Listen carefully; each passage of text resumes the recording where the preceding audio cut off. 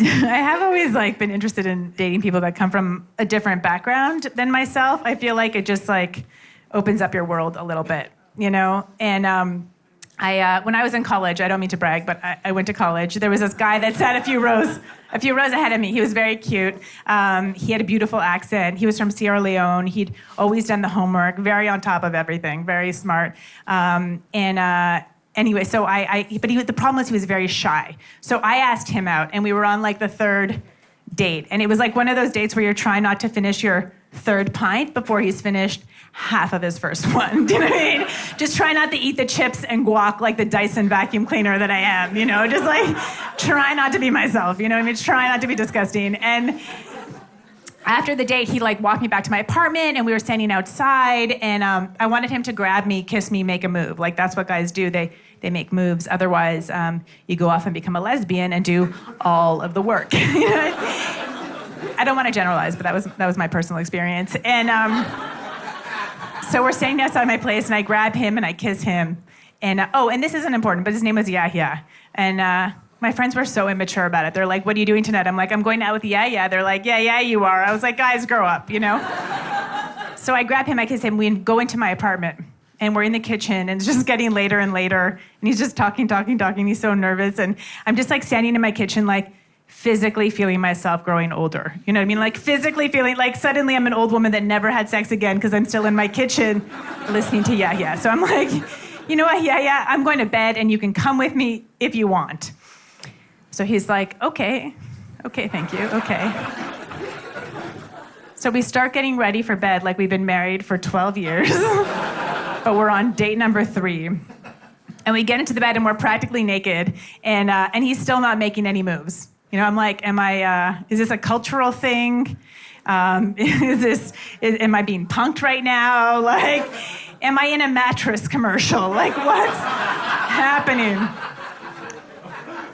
So I just say goodnight, and I turn around and I look at the wall, the wall's, but I don't know if you guys do this, where the wall's my best friend that's been watching everything, and I'm just what the fuck, wall? Is it me? What's going on, you know? And just as I'm talking to the wall, I hear a little voice come from the other side of the bed, and it's Yahya, and just very gently, imagine if it was somebody else, we're "Oh, hey, do you make moves? Get over here." Anyway, but it was Yahya, and just very gently he said, "Hey, would it be okay if we held hands?" I know, but listen, I was years away from comedy, but I was okay, let's see where this is gonna go. So I turn around and we start holding hands in the bed. We're holding hands in a bed. Do you guys understand? We're holding hands in a bed.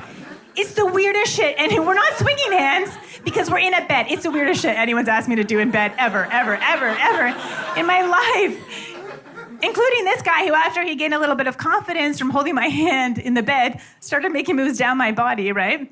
But exciting, I know, but he completely bypassed Rockefeller Center, right past major landmark, and went down on my feet. You know, okay, maybe some of you like that. I don't know. If it had been a white guy, I would have been like, "No, thank you, that's not my thing," you know? But I was trying to be culturally sensitive. You know, I was trying to be open-minded. I don't know, you know? Maybe you pay tribute to the feet before you enter the flower. I don't know how it works in Sierra Leone. So I let him do his thing. He was down there for a little while. And honestly, I've had more pleasure from a pedicure where I could grab a magazine and entertain myself. But when he was done, he came back up here, and I was like, "Oh, hey, yeah, nice to see you. How's it going?" And he was good. He was hard, so that was good, right? And so I went to go touch his penis, and he came right away. I know, right in my palm. So I was like, "Hey, yeah, would it be okay if we held hands?"